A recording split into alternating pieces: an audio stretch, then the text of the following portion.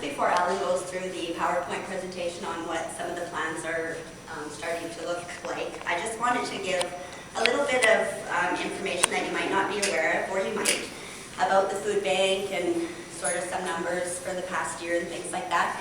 So the food bank has actually been in existence for 28 years. Something exciting this year that happened was a long-term goal was achieved. For many years, what we call a full hamper was only available to give out to families once every 2 months.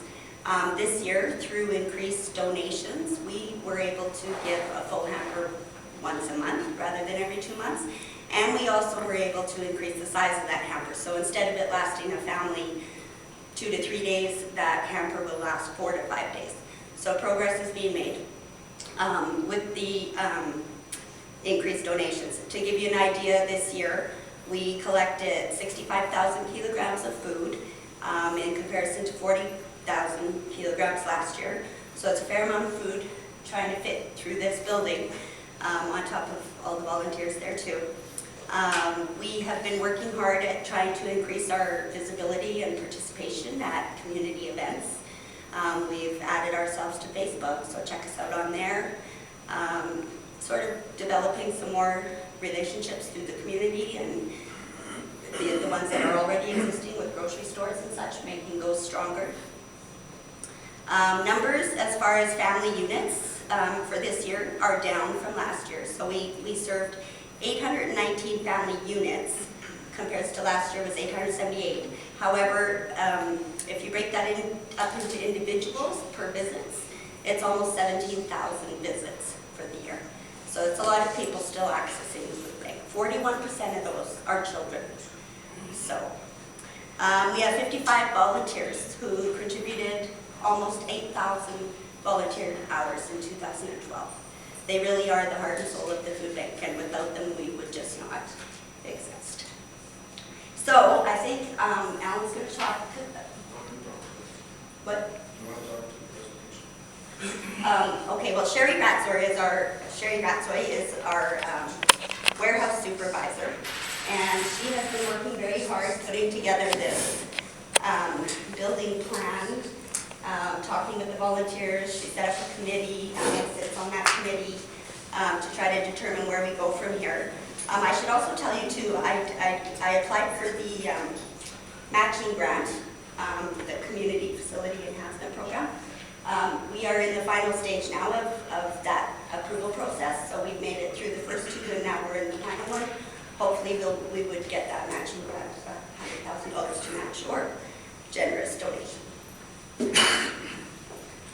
So she put together this presentation along with Allan, because Allan sits on the building committee, and it addresses some of the needs of why we so desperately need to add on. Okay, the first one is safety, and since I've been here in the last 8 years, the food bank truck has been stolen twice.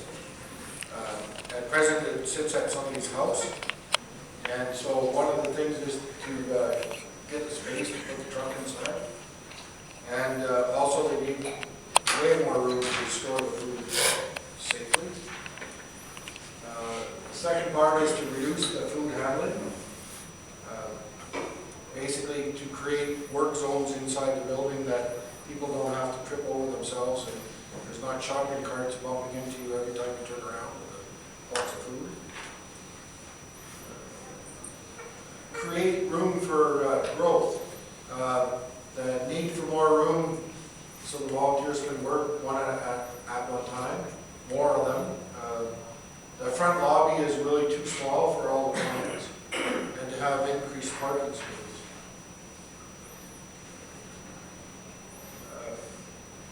So the ideas are create workspace to reduce the heavy lifting, especially crates overhead, and you'll see later that there's a plan in place for that, and create indoor parking for the trucks. Right now when the truck comes, they open the big door, and when it's 30 below, everybody in the building freezes. Like you wear your coat to work, and that's not very great. There's only certain sizes of trucks that can come, because you can't unload a truck that's 4 feet high because it's halfway up the door. So reduce the food handling. So they're talking about a cart and flow storage system where the cartons go in the back and come to the front. And basically then it's always first in, first out food, which is a good thing because right now some of the food is getting dated, so it goes out. It just goes.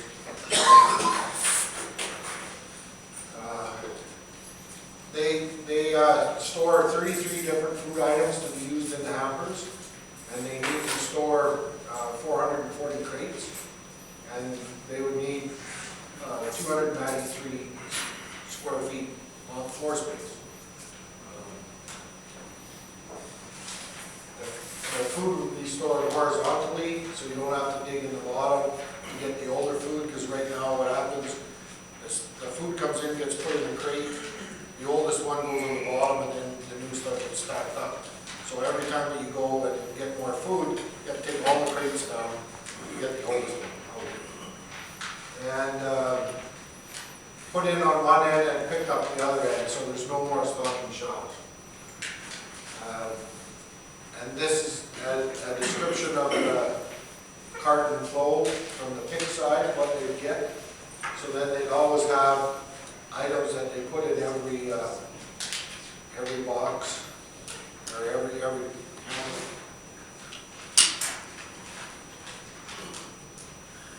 And the order assembly, so basically this is where this stacking system would be right here. And then the food, the hampers that are filled up out of here would go on here and they run. And they roll to one end, so there's no real carrying them. What happens is there's a table in here where they quick pick items to go, additional items to go in the hampers. And then this is the front part of the building where everything comes out. So they're setting up a system where it actually comes in and goes out, and you'll see when we show the full drawing more of that one. Yeah, this is basically the two work zones that they'd have then, so that they can put the hampers together. Food sorting in the back. So they calculated how many crates they'd have for storage in the back and how they would sort it. At present, what happens, everything comes in the door off the truck onto a table. It's taken off the table, sorted out, put on another table, weighed on a scale that's like a bathroom scale, which is really efficient because everything that comes in is weighed. And so that part needs to change. And now what this would allow is that there would be a dock lift put in so that the truck backs in the building. If there's for our dock, they can lift it up and put it down and unload safely, and then the truck can go out again. So this would be a big thing. And this would eliminate the need for a forklift also.